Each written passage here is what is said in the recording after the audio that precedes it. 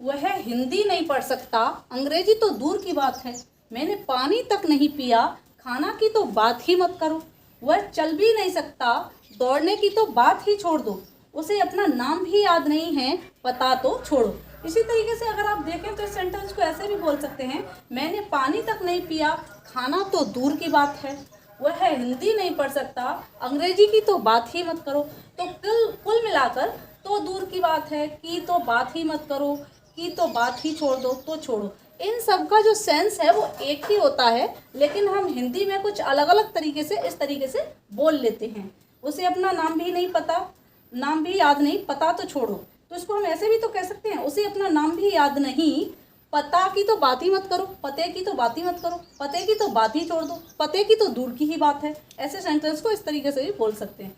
इसीलिए भले ही ये सेंटेंसेस हिंदी में जो दिया गया है वो अलग अलग तरीके से दिया गया है, लेकिन इसका जो इंग्लिश फ्रेज होता है वो एक ही होता है। और इसके लिए हम इंग्लिश फ्रेज यूज करते हैं let alone. Let alone, let alone का मीन्स होता है तो छोड़ो, तो दूर की बात है, कि बात ही मत करो, इसका ये सेंस होता है। और इसको जब यूज किया जाता है, जब कोई एक सेंटेंस होता है वो एक इजी कंडीशन में होता है, फिर जब वो इजी में नहीं हो सकता, जब वो आसानी से नहीं हो सकता, तो फिर डिफ़िकल्ट, अगर उससे कोई डिफ़िकल्ट कंडीशन है तो वो कैसे होगी, वो तो बिल्कुल नहीं हो सकती। ऐसी कंडीशन में फिर हम लेट अलोन का यूज़ करते हैं। जैसे कि वह हिंदी नहीं पढ़ सकता, तो ये सेंटेंस क्या है, ये क्या शो करा रहा है कि मतलब एक सरल काम नहीं कर सकता तो एक कठिन काम कैसे करेगा। तो ऐसे सेंटेंसेस के लिए हम लेट अलोन का यूज़ करके सेंटेंसेस को फॉर्म करते हैं। आइए देखते हैं सेंटेंस को किस तरीके से फॉर्म करेंगे। वह हिंदी नहीं पढ़ सकता, तो ये सेंटेंस जैसे आपको दिख रहा है कि इसमें किसका यूज होगा, जो टेंस या मॉडल वर्ब यूज होगा, अकॉर्डिंग टू उसी के हम इसको फॉर्म करेंगे। ही कैनॉट रीड हिंदी, ही कैनॉट रीड हिंदी, अंग्रेजी तो दूर की बात है। तो सेंटेंस क्या हो जाएगा, लेट अलोन इंग्लिश। ही cannot read Hindi, let alone English, इस तरीके से। या फिर आप ऐसे कह सकते हैं, लेट अलोन इंग्लिश, ही कैनॉट रीड हिंदी, अंग्रेजी तो दूर की बात है, वह हिंदी नहीं पढ़ सकता। मैंने पानी तक नहीं पिया, खाना की तो बात ही मत करो। या फिर मैंने पानी तक नहीं पिया, खाना तो दूर की बात है।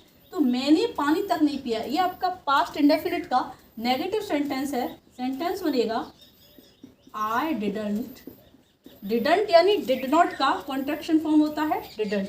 आई डिडंट ड्रिंक, या फिर आप टेक का यूज भी कर सकते हैं, हैव का यूज कर सकते हैं। आई डिडंट ड्रिंक पानी तक यानी इवन वाटर, पानी तक बोला है इसीलिए मैंने यहाँ इवन का यूज किया है। I didn't drink even water, खाना की तो दूर ही बात है।